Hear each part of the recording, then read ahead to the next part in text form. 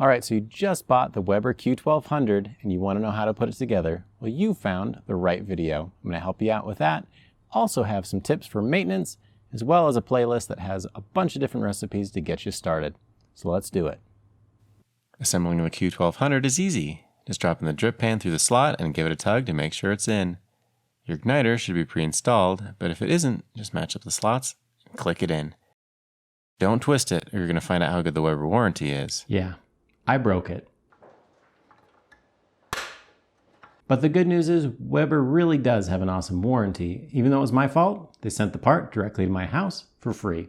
Got it up and running, and let's get back to the video. Install the battery and give it a test. You should see in here a spark. If not, you can flip the battery around. Install the grill grates on each side. Then install the gas knob and give it a twist to make sure it's working.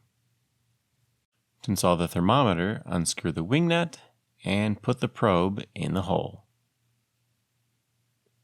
Now it's only going to go in one way, so you can't put it upside down. And flip it over and screw in the wing nut on the back side. To install the handle, grab two of the spacers and place the smaller end into the handle. Then put the screws through the hole.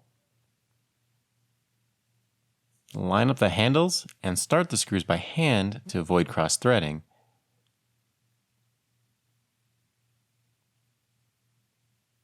Once they've started, you can use a Phillips screwdriver to tighten them to just over finger tight.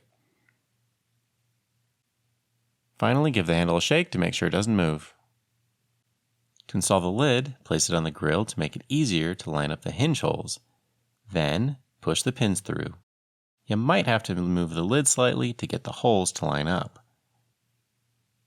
Finally, place the cotter pin and do the same on the other side. The lid should move freely when you're done.